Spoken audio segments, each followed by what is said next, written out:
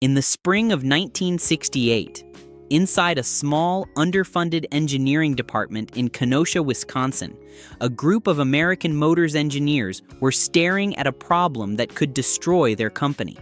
Because the muscle car wars had officially begun.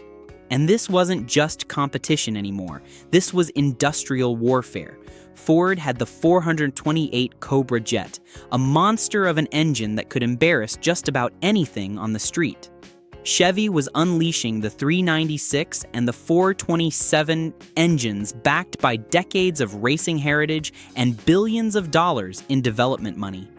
Chrysler had just dropped the 426 HEMI, an engine so powerful it was practically banned from NASCAR for being unfair.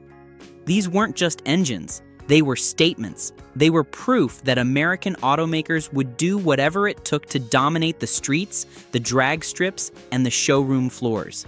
And AMC?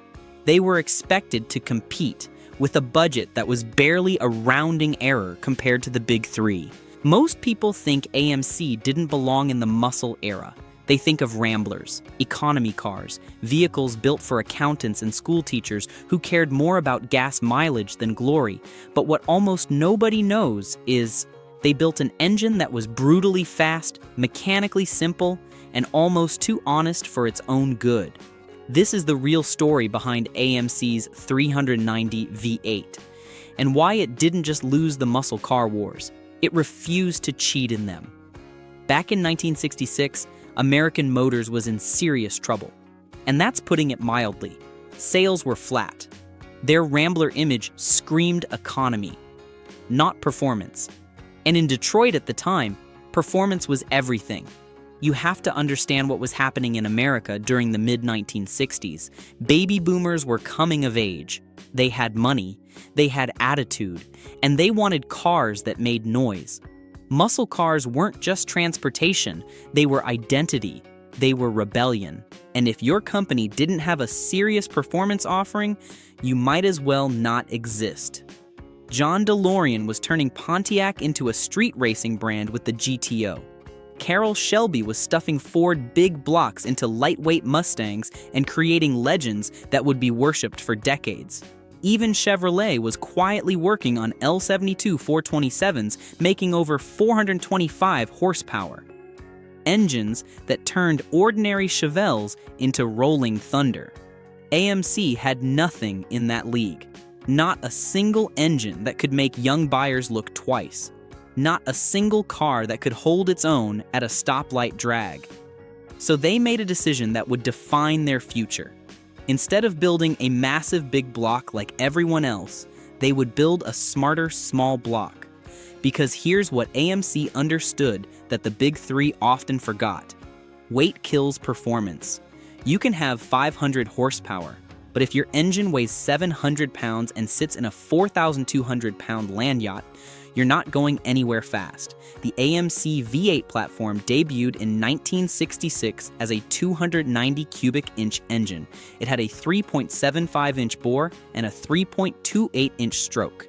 Compact, lightweight, thin wall casting technology borrowed from industrial applications to keep weight down to around 540 pounds. That was nearly 100 pounds lighter than some comparable Ford engines. And in racing, 100 pounds is an eternity. But that 290 was just the beginning. Because AMC engineers knew they had a platform that could grow. They designed the block with expansion in mind. The cylinder walls had room to be bored out. The deck height could accommodate longer strokes. The main bearing caps were strong enough to handle serious increases in power, and by 1968, they had stretched that little 290 into something much more dangerous, the AMC 390. With a massive 4.165-inch bore and a 3.574-inch stroke, it displaced 390 cubic inches, nearly 100 cubic inches more than the original design. Compression ratio? A sky-high 10.2 to 1 in street trim. Horsepower was rated at 315. Torque came in at 425 pound-feet. Those numbers might not sound impressive today, but here's the part that nobody talks about. Those numbers were real. At a time when manufacturers were deliberately underrating engines to dodge insurance companies or overrated them for marketing hype. AMC published numbers that matched what the engine actually produced on a dyno. No creative accounting, no testing with open headers, and no accessories. Just honest-to-God, real-world numbers. And that honesty would cost them dearly. Because when the 390 debuted in the 1968 AMX, it shocked everyone. The AMX itself was a revelation, a two-seat sports car from AMC of all places. It had a 97-inch wheelbase, it weighed just over 3,000 pounds, and with that 390 stuffed under the hood, it was one of the best power-to-weight ratios you could buy in 1968. We're talking 0 to 60 in 6.5 seconds, quarter-mile times in the mid-14s at nearly 100 miles per hour. With nothing more than a single 4-barrel carburetor and factory exhaust manifolds. Car magazines were stunned. Motor Trend called it the most exciting car to come out of Kenosha in decades. Hot Rod magazine ran back-to-back tests against Mustangs and Camaros, and the AMX held its own every single time. But there was a problem, and it started inside the block. You see, AMC's thin wall casting saved weight, but it also pushed the limits of structural rigidity. That 4.165-inch bore was about as large as you could safely go without risking cylinder wall distortion under load. The engineers knew this. They had run the calculations. They had stressed the simulations. But they also knew they needed the displacement to compete, so they rolled the dice. At high RPM, the block would flex. Not a lot, just a few thousandths of an inch. But in an engine spinning at 6,000 RPM, a few thousandths of an inch is enough to cause serious problems. Oil pressure would fluctuate, main bearings would start to starve, the crankshaft would begin to walk around in its saddles, metal grinding against metal with nothing but a thin film of oil standing between survival and catastrophe. Mechanic Jim Alexander later said, "We pulled one down after a race and the bearings looked like charcoal briquettes, black, crumbling. You could see exactly where the oil film had failed." At 6,200 RPM, the crankshaft wasn't just spinning, it was fighting the block itself. And the block wasn't always winning. And then the real nightmare started, because AMC wanted to take the 390 racing. Not just drag racing, real racing, road courses, endurance events. The kind of competition where an engine doesn't just have to be fast, it has to survive. In the 1968 SCCA Trans Am series, their lightweight AMX race cars were pushing well over 400 horsepower with high-lift cams and dual-plane intake manifolds. The cars looked incredible, red, white, and blue livery, factory backing, professional drivers who knew how to get everything out of a machine. But after just a few laps at race speeds, oil pressure would drop like a rock. The gauges would fall from 60 psi to 40, then to 30. Then the drivers would start hearing sounds that no driver ever wants to hear. Metal shavings filled the oil pan, crank journals overheated, connecting rod bearings would spin in their bores and score the crankshaft beyond repair.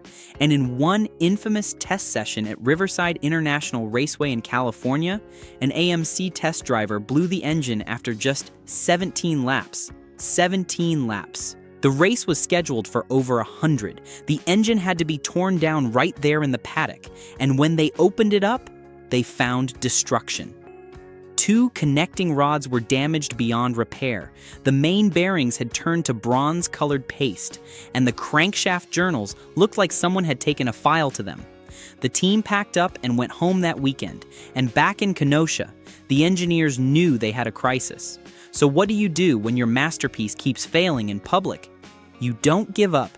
You don't make excuses. You fix the oiling system. AMC engineers went back to the fundamentals. They studied how oil flowed through the block. They measured pressures at every gallery. They timed how long it took for oil to reach the main bearings versus the rocker arms. And they found the problem. The original oiling system had been designed for a 290 cubic inch engine, not a 390.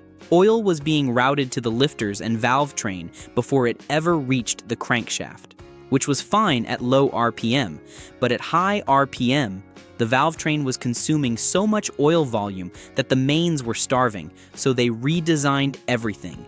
They rerouted the oil passages inside the block to prioritize main bearing lubrication. Instead of feeding the valve train first, they routed pressurized oil directly to the crankshaft mains before anything else. Simple, brutal, effective. They also upgraded to a forged steel crankshaft that could handle the flex without fatigue cracking. They strengthened the connecting rods with larger 7/16-inch bolts.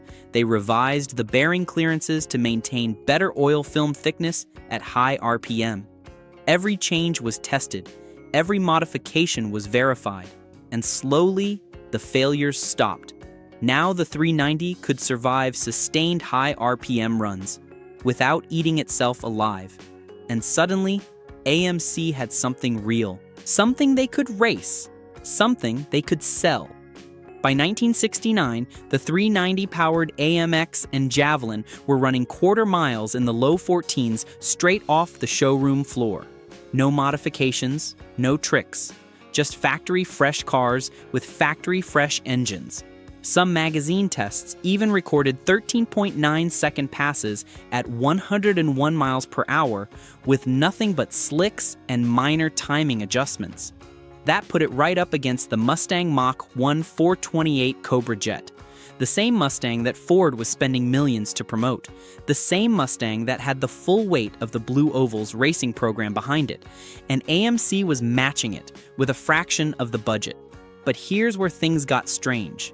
Insurance companies were now calculating premiums based on advertised horsepower. If your car made 400 horsepower on paper, your insurance rates were astronomical, so manufacturers started playing games. Ford quietly rated the 428 Cobra Jet at 335 horsepower, even though dyno tests showed closer to 410. That's a 75 horsepower discrepancy, and it was completely intentional. Chrysler claimed the 426 HEMI made 425 horsepower, when race versions were easily pushing 500. General Motors did the same thing with the LS6 454. Everyone was lying. Everyone was sandbagging. Everyone was playing the insurance game to keep their cars affordable for young buyers. Everyone except AMC. They left the 390 at 315. No tricks, no sandbagging, no marketing games. What you saw on the window sticker was what you got on the dyno.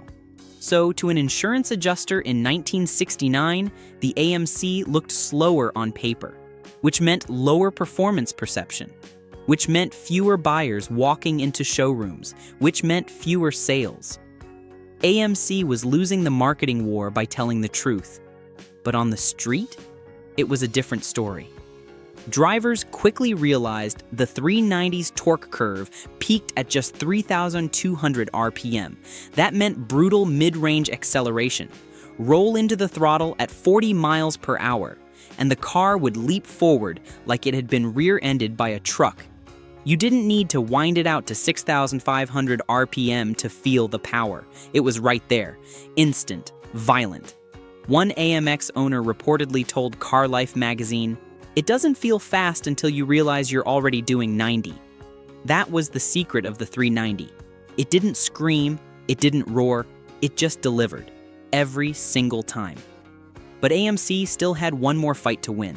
In NASCAR's short track series, the 390 began appearing in heavily modified Javelins, running solid lifter cams and 11.5-to-1 compression ratios.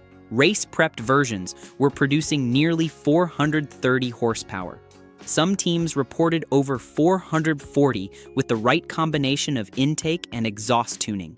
The cars were competitive, fast in qualifying, strong in the early laps. At the 1969 Motor State 250, one AMC-backed Javelin averaged over 112 miles per hour across the full race distance. The team was ecstatic. The engineers were watching from the pits with stopwatches and notebooks. Everything seemed to be working. But halfway through the event, temperatures spiked, oil thinned out, and two AMC entries retired with seized bottom ends before lap 140. Once again, the engine had betrayed them. Once again, They had to watch their cars get pushed behind the wall while Fords and Chevys continued circulating. So again, they went back to the drawing board. They added high-volume oil pumps capable of flowing 30% more volume than stock. They revised bearing clearances once more. They drilled dedicated oil galleries along the left side of the block to improve crankshaft lubrication under lateral G-forces. Because on an oval track, the engine spends half its time cornering left. And all that lateral force pushes oil to the right side of the pan, away from the pickup, away from the pump, away from the bearings that need it most. The new galleries solve that problem. Now the engine could survive sustained cornering loads. Now it could finish races. And by the end of the 1970 season, AMC-powered cars were regularly completing 300-mile events without catastrophic failures. They were finishing races. They were running competitive lap times. They were proving that AMC belonged. But just as they were getting competitive, everything changed. Because in 1970, emissions regulations began tightening. The Environmental Protection Agency was established. The Clean Air Act loomed on the horizon. Insurance premiums skyrocketed for high-compression engines. And suddenly, that beautiful 10.2 to 1 compression ratio became a liability. High compression required high-octane fuel. High-octane fuel meant more lead. More lead meant more pollution. And the government was done tolerating pollution. By 1971, AMC was forced to detune the 390's successor, dropping compression below 9.0 to 1 to run on the new unleaded fuels. Horsepower fell. Torque softened. The character of the engine changed completely, and the muscle era itself began to die. Production of the 390 ended that same year. Tooling was repurposed. High-performance parts were scrapped. Engineers who had spent years perfecting the oiling system were reassigned to emissions compliance. And the engine that had quietly kept AMC in the fight disappeared from showrooms forever. But its legacy didn't, because decades later, real AMX models equipped with the 390 began selling for over $70,000 at auction. Some pristine examples have crossed $100,000. Not because they were the fastest, not because they were the rarest, but because they were honest. They made the power they claimed. They ran the times they promised, and they fought the biggest names in Detroit without cheating the numbers. The AMC 390 didn't win the muscle car wars, but it proved you didn't need marketing hype or inflated dyno sheets or creative accounting to build something truly dangerous. It proved that a small company with limited resources could take on giants, and it proved that sometimes telling the truth is its own kind of victory. If you enjoyed this story, let me know in the comments what you want to see next. Another rivalry, another forgotten engine, or another piece of muscle car history that almost vanished for telling the truth. And make sure to subscribe, because the next one might be even wilder.